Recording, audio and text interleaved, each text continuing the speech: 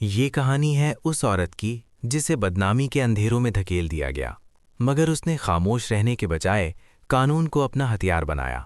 ये सिर्फ इंतकाम नहीं, ये इज्जत की जंग है। पाकीज़ा नए घर के कमरे में अकेली बैठी होती है।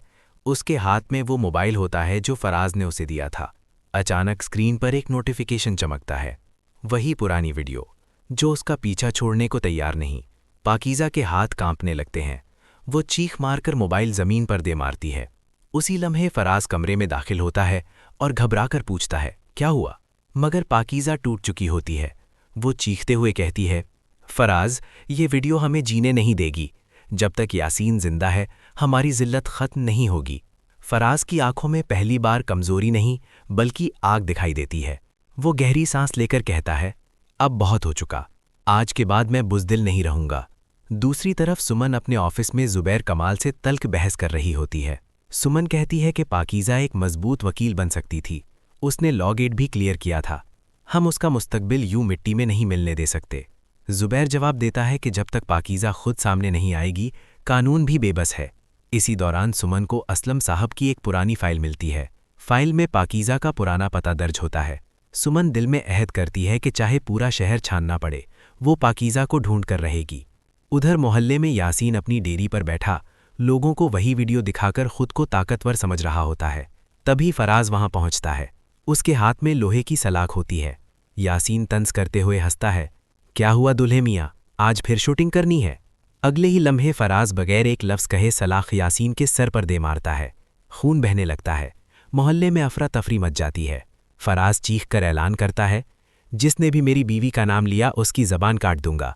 फराज भागकर घर आता है और पाकीज़ा से कहता है, सामान बांधो, हमें ये शहर फ़ौरन छोड़ना होगा। पाकीज़ा खौफज़दा होकर पूछती है, क्यों? फराज आहिस्ता से कहता है, मैंने यासीन को उसके किए की सज़ा दे दी है। उधर पुलिस पाकीज़ा के पुराने घर पहुंचती है, जहां अकबर और अजगर मौजूद होते हैं। उन्हें बताया जाता है कि फराज पर कत्ल की कोशिश का इल्ज़ाम है। असलम साहब सख्ते में आ जाते हैं कि जिसे वो कमज़ोर समझते थे, वही अपनी बीवी की इज्जत के लिए खड़ा हो गया। रेलवे स्टेशन पर पाकीज़ा और फराज निकलने की तैयारी कर रहे होते हैं कि अचानक सुमन वहां पहुंच जाती है। सुमन पाकीज़ा को देखकर गले लगा लेती है और कहती है, फराज का जो हुआ कानूनन गलत है, मगर एक शौहर की नज़र में बिल्कुल दुरुस्त। अब ये जंग मैं लड़ूंगी। सुमन बताती है कि वो यासीन के खिलाफ साइबर क्राइम और PCA एक्ट के तहत केस फाइल कर रही है। पाकीज़ा खामोशी से रोने लगती है, मगर सुमन उसके आंसू पूछकर कहती है, अब रोने का वक्त ख़त्म, अब वकील बनकर लड़ने का वक्त है। अदालत का दिन आता है। यासीन जख्मी हालत में कटहरे में खड़ा होता है और असलम साहब नज़रें झुकाए बैठे होते हैं। तभी पाकीज़ा अदालत में दाखिल होती है। इस बार उसके सर पर चादर नहीं, आंखों में एतमाद होता है। सुमन जज को बताती है कि पाकीज़ा को गन पॉइंट पर मजबूर किया गया और उसकी प्राइवेसी पामाल की गई। सबूत के तौर पर वो वीडियो का वो हिस्सा चलाती है जो सिर्फ यासीन के पास था। वीडियो देखकर जज हैरान रह जाता है। अकबर और अजगर शर्मिंदगी से अदालत छोड़कर चले जाते हैं।